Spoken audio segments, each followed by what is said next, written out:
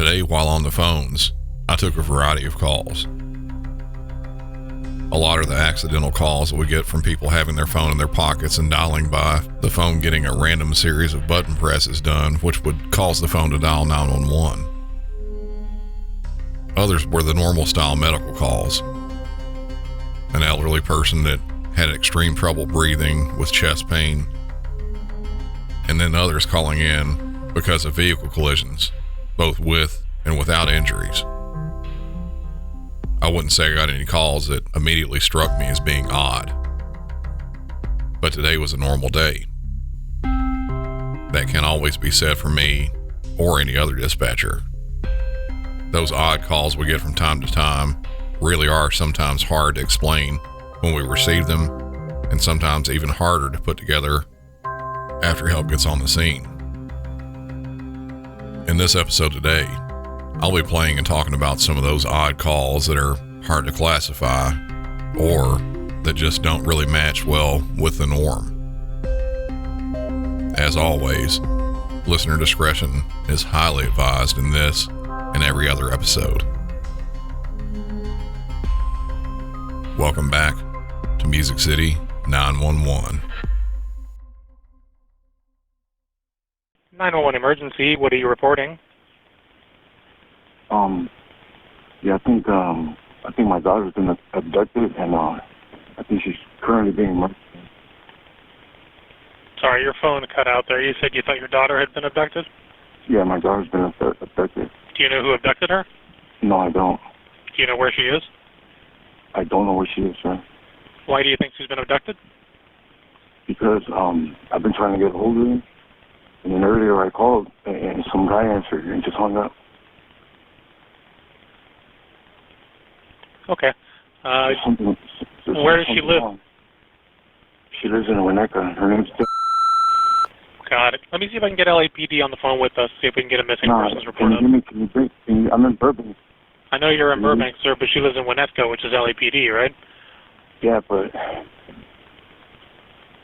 I'm currently in Burbank, and I'm telling you right now, it's going to be a shooting. I have a gun, too, and I don't want people to get shot, so I'm telling you right now, I got a gun. I'm at the Home Depot.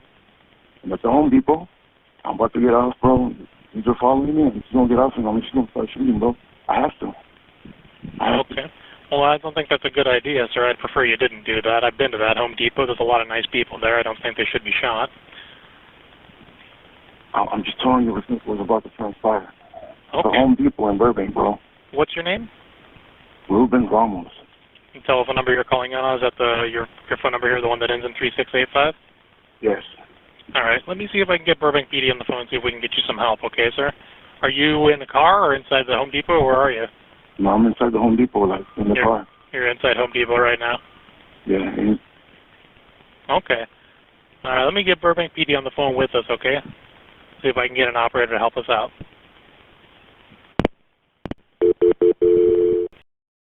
From the very start, this one struck me as having something off.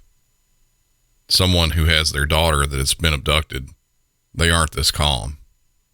And his lack of knowledge as to who may have abducted her also seems odd. Him being at a Home Depot, that pushes it even further. Most people who learn of a relative being abducted aren't sitting in their vehicle in a Home Depot parking lot. When he says he has a gun and will shoot people, it's just like a big curveball. I could tell the dispatcher was confused too. He did a very good job, by the way, especially when he said he didn't want the people there at Home Depot to get shot, that there are a lot of nice people that go there. This dispatcher is with the California Highway Patrol. He transferred the call to a local police there in Burbank so they could get their officers out, not only because of jurisdictional restrictions, but also because their response would be a lot quicker. 911, what is the emergency? Medical or CHP with the transfer. I've got Ruben on the line with us. He says he's at the Home Depot here in Burbank and has a gun with him. He is saying he thinks he's going to start shooting people pretty soon. I want to see if we can get him some help. Okay, at the Home Depot? That's right. Ruben, you still with us? Yeah, I'm still here. Okay. I'm still here. And this is the Burbank Home Depot at 1200 South Flower? Yes. Okay. And you're saying that you have a gun with you and you want to shoot people? Look, I'm telling you right now, my daughter's been abducted and she's being murdered as we speak. Wait, I'm sorry, what?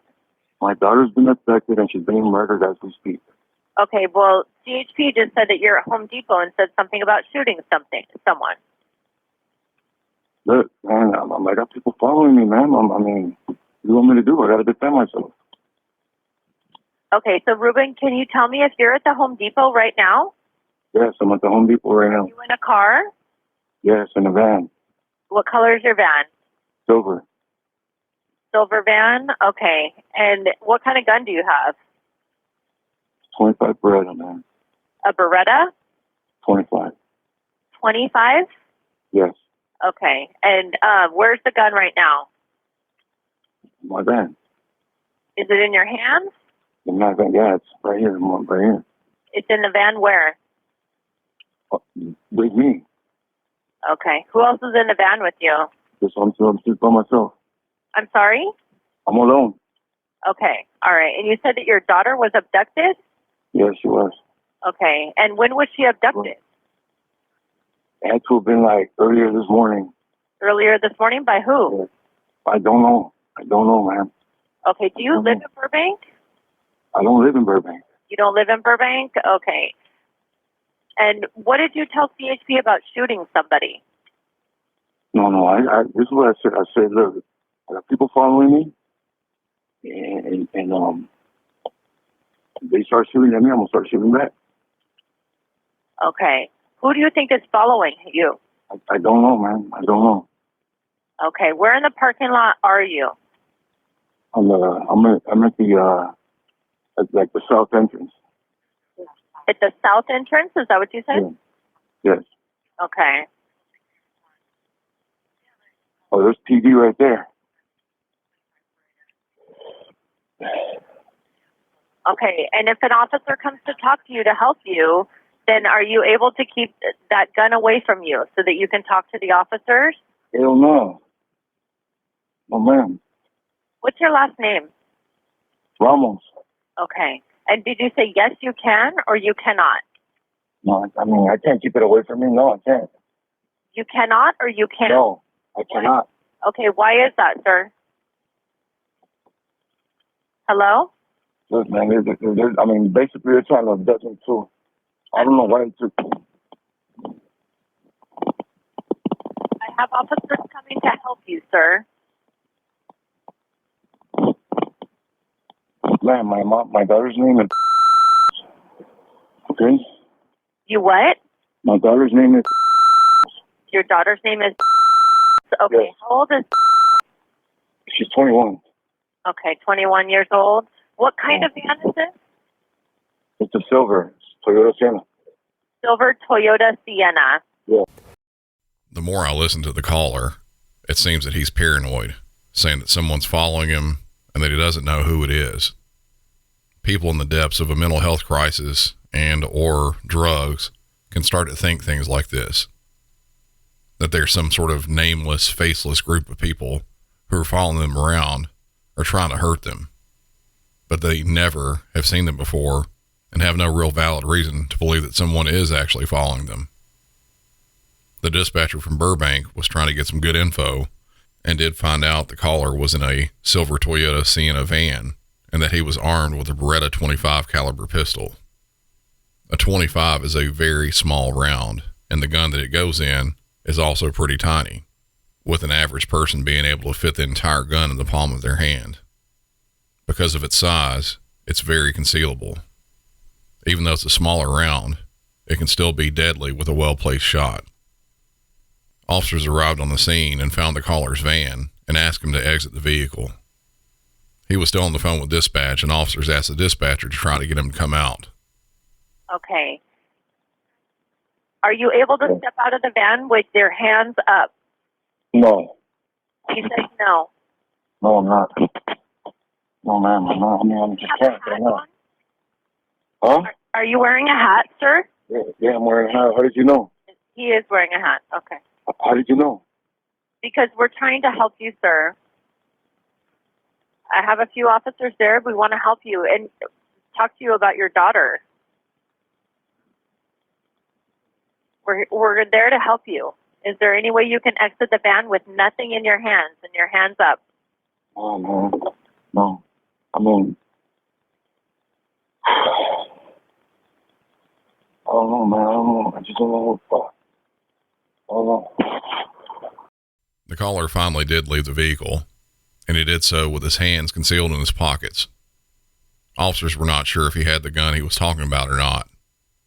For the safety of the caller, officers on the scene, and any patrons or employees of Home Depot, police needed to detain the caller and make sure he wasn't armed before they could figure out what was going on with him and to see if he had any further info about his daughter. Thank you. Just keep your hands out just like that. All right, Ruben, this is what we're going to do next. Ruben, listen to me. Just put your hands up for me. Put your both hands up. Thank you. All right, turn around and face away from me. Ruben, turn around and face away from me. Right there. Thank you. Are we ready? Do we have a team? Are we ready? Because he's complying right now. Yes, call him. Got it. Yes, call him Okay, back. Ruben, start walking back towards the sound of my voice. Okay, lift up your shirt from your collar. Lift up your shirt. Show me your waistband. Right here. Okay, start turning. Keep turning, keep turning, keep turning, keep turning. Stop. Okay, you're gonna start walking back now towards the sound of my voice. Start walking back towards me. Start walking back. Keep coming. You're doing good, man. Keep coming. Walk towards us. Just walk backwards. It's okay. Walk backwards. Ruben, keep coming. You're doing fine. Keep coming. There you go. Keep coming. Keep coming. Ruben, keep coming. Don't stop. You're doing fine. Keep coming. Ruben, keep coming. Ruben, I can't help you if you're standing over there. Start walking towards us, Ruben. We're here to help you. Keep coming. There you go. There you go. Keep coming. Keep coming. Don't stop. Somebody else want to try it?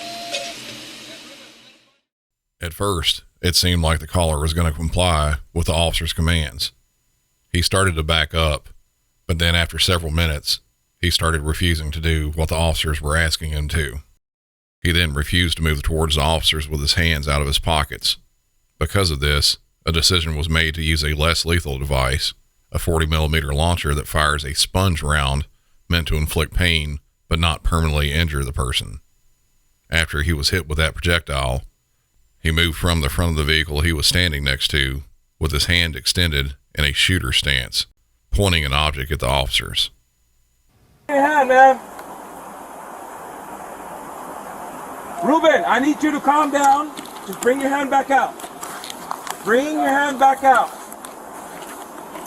Get out of the way. Ruben, let me see your hand. Ruben, I can't help you if you have your hand in your pocket, man. Get. Officers opened fire on Ruben and quickly rushed in to render aid. He was transported to a local hospital where he later died. No gun was found at the scene, and the object he was holding was a folding knife. 47-year-old Ruben Ramos had a long list in his criminal history, including several felonies, and was on parole at the time of this incident for assault with a deadly weapon. No word as to whether Mr. Ramos's daughter was abducted or if he even had a daughter in the first place. This next incident is one that everyone has been talking about the past few days, one that has left a lot of questions in people's minds. This is about the disappearance of 25-year-old Carly Russell from Alabama. While the actual 911 calls have not been released, dispatch audio from various parts of this incident have been obtained. This all started while Carly was on her way home from work at the Woodhouse Day Spa in the Summit, and after she picked up dinner. While driving along Interstate 459 at around mile marker 10 there in Alabama, Carly dialed 911 to report she found a toddler on the side of the road. 442 for 71. 42. 71 is going to be 459 south, mile marker 10. It's going to be a child walking on the 3-4-year-old child walking on the side of the interstate next to her. RP's going to be close by in a red Mercedes sedan with the hazards on. Child's going to be a white male wearing a white t-shirt and a diaper. 42 copy from YMCA. 10-4. 442. RP's advising there's no cars in the area. Looks like the child's been abandoned on the side of the road. 42 copy. 442. You're actually going to have to access from 31. They're going to be plotting just before the exit. 441, can I get you to head that way? 10-3, I'm using that way. 41, you still got him on the phone? Negative, but she's stated that she would stand by for police. CLA, red in color, to Nicole Russell out of Birmingham, 1011. 513. I'm going to ride on 71 as well. 10-4, we're not getting the female to answer. 42, I copy. 42, are there any numbers associated with the 28? 10-4, that's the RP. We're trying to call her back. She's not answering. 33. 33. Recode to 67 in the Alpha. 10-4. 511. I'm going to ride to the interstate as well. Can you give me a description on the child, and were they southbound, walking southbound? 10-4. Southbound, walking southbound. It was a toddler, 3-4-year-old, wearing a white t-shirt and a diaper. RP arrived in a red Mercedes, along with the RP's description is going to be. Copy. Thank you. 42, just be advised, her vehicle is unlocked, running, all her personal belongings except for her phone. 10-4. As the officer stated there, her vehicle was found still running on the side of the interstate with the door open and all of her personal items still there, including her purse, her phone, a smartwatch, and even her wig. Video from the Department of Transportation shows that her vehicle was slowly driving along the right-hand shoulder of the interstate with her flashing hazard lights on for probably over a tenth of a mile. The video is very poor quality, but you could see her exit the vehicle. Past that, nothing's really seen. No child is visible in the video. That section of the interstate is flanked off the right side by a wood line that separates the road from a neighborhood. After searching the area, Carly was nowhere to be found. What started as a possible lost child had turned into a missing person. Large numbers of law enforcement and volunteers, sometimes numbering over 60, searched for Carly. Fearing the worst, they all wanted to find her as quickly as possible. During the middle of the search, the family got a call saying that Carly was at a Red Roof Inn. 754, unclassified complaint, 1466 Montgomery Highway at the Red Roof Inn.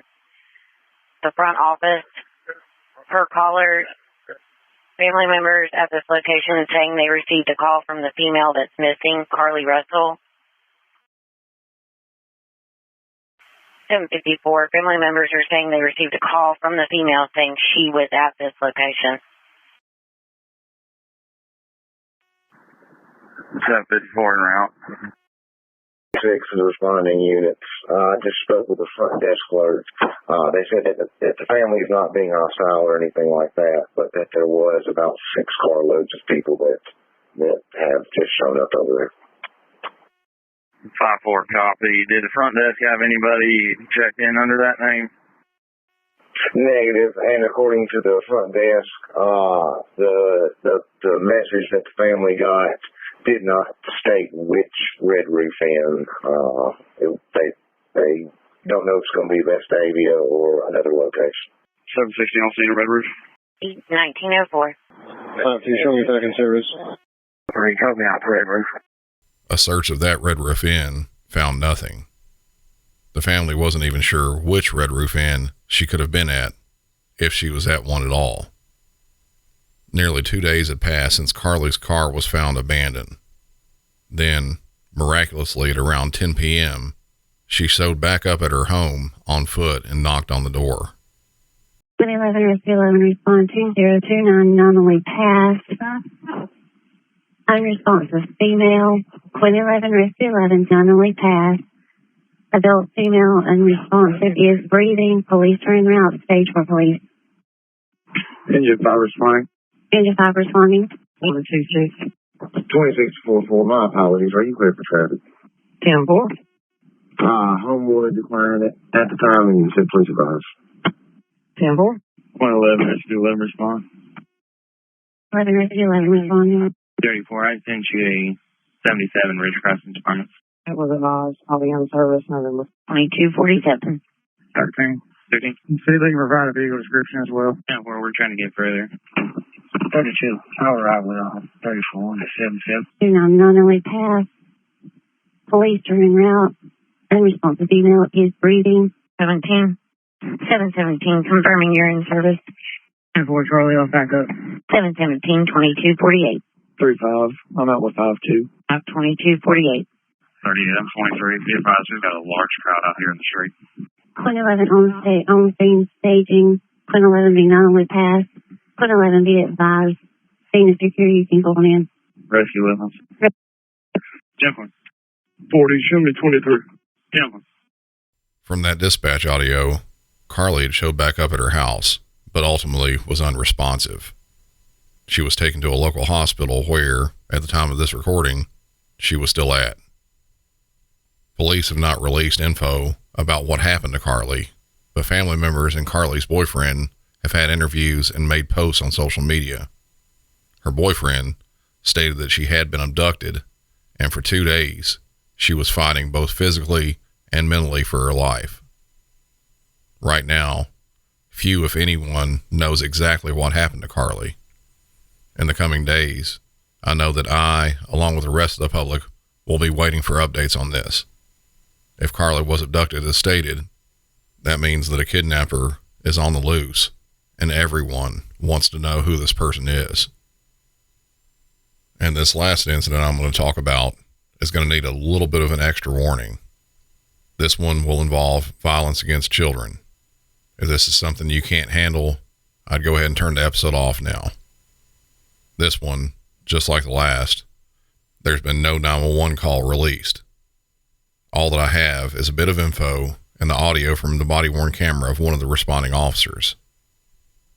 A 911 call was placed to the Albine Department of Public Safety in Calhoun County, Michigan.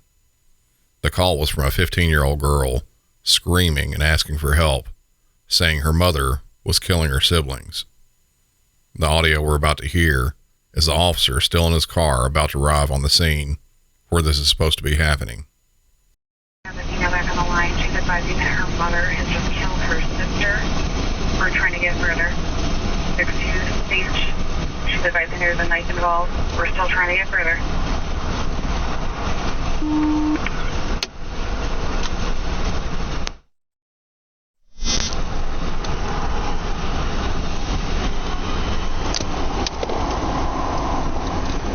Turn on 27 and a half.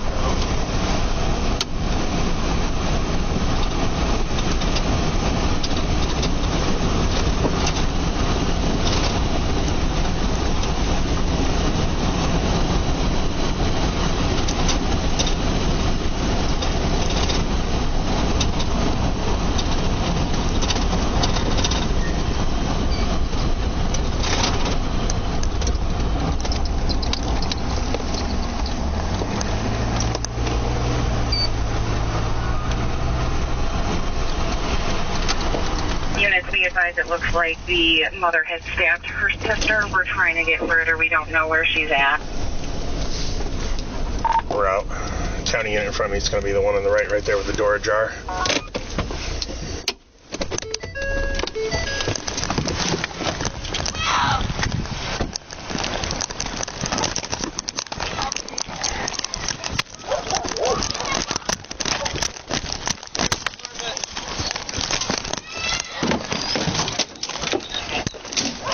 Making it to this channel.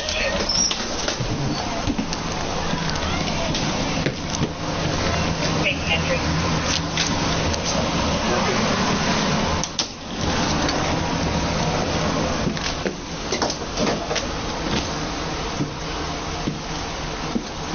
Sheriff's Department.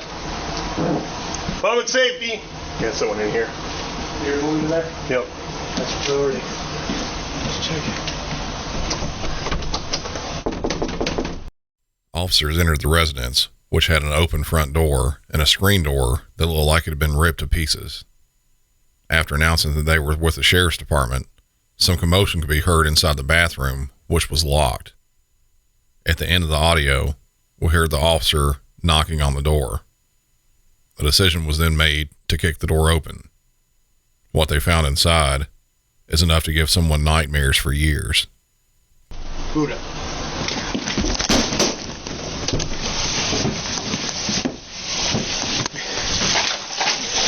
No! What's going on? Stabbed it in the throat. Dispatch 2706. I got a child with a stab wound in the chest. I need medical priority 1. I'm clear, stab wound to the chest. When they made it into the bathroom, they found the mother inside of a half-full bathtub on top of a baby, holding it underwater, trying to drown it. Once they got the mother off the baby, they moved the baby to the living room, where they noticed it was stabbed in the neck and chest. The baby wasn't awake, and it wasn't breathing. After asking dispatch to start EMS, the officer started CPR on the baby. Wake up, baby.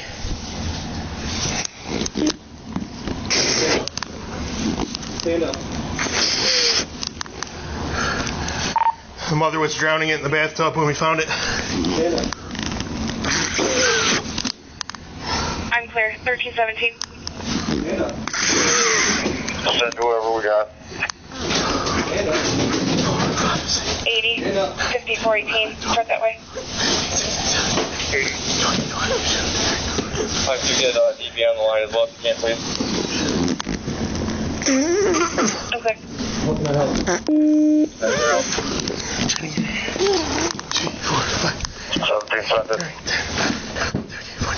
16, 17, 20, 22, 23, 24. She's going. Breathe for us, son. Breathe. Breathe for us, son. Come on. Keep breathing. She's cuffed. 1, 2, 3, 4, 6, 7, 8, 11, 12, 14, 15. Breathe for me, baby. Come on. You alright? There you go. That's There you much. go. 6. Baby's starting to cry. Clear, baby's starting to cry. Come on, What's- honey. Come on, honey. Wake up, baby. I don't know. It's not bad. 2706. I got not much active bleeding from the injury. It's below the throat. Come on, She's honey. moaning. Keep him coming, priority 1. Come on, honey. They're coming. Priority Keep 1. breathing for us, all right? Keep breathing. There you go. Eyes are open. Good girl. Yeah. Keep breathing, honey. You got 2. 2. I got 1. Actively bleeding again. She's still crying. Keep advised, it's just under the neck.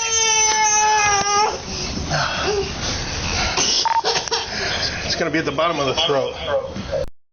Hearing that baby start crying was one of the best things that could have happened in that horrible scenario. When I was first watching that video, I really thought it was too late for the baby. Quick action from the officers there on the scene was the sole thing that saved it. After further investigating, officers found a 4-year-old boy there suffering from multiple cuts, likely from a knife. It was also determined that the mother, 35-year-old Jessica Edward Ricks, had made them drink cleaning solution. 2 other children, including the 15-year-old who called 911 and an 8-year-old, were found inside unharmed. The mother was taken into custody and also transported to a local hospital, believing that she also drank some of the cleaning fluid. Both children who were injured were taken to a local hospital, then airlifted to a children's hospital in nearby Ann Arbor. They are both listed in stable condition and should recover.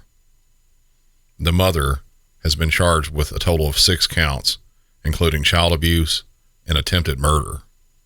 She's being held on a $500,000 bond and has pled not guilty to the charges. There are some truly sick people in this world. I can't believe the action of some of them. That's going to finish this one off. Be sure to like the show on all social media, including the discussion group on Facebook, all of which are listed in the show notes. If you're already in the discussion group, you know one of the things I said I've been working on behind the scenes for the show. Music City 901 will again be at CrimeCon this year. I'll be on Podcast Row with a ton of other amazing podcasts, and I'm also going to be a speaker at the event, much like last year, but should kick things up a notch. It's being held September 22nd through the 24th in Orlando. As it sits right now, VIP and Platinum VIP passes have already sold out, and only regular tickets remain. I'd love to see you all down there so we can meet in real life and chat about the show and maybe throw down a drink or two together. I had an amazing time last year and expect no less this year. Things are still in the works for this, so as soon as I found out further info, I'll pass it along. Continue to give the show 5-star ratings and reviews on whatever podcast app you're listening on, and be sure to tell your friends about the show too. Anything to pass along the word to the new listeners helps to keep the show growing. Until next time, for Music City 911, I'm Brandon, and y'all have a good one.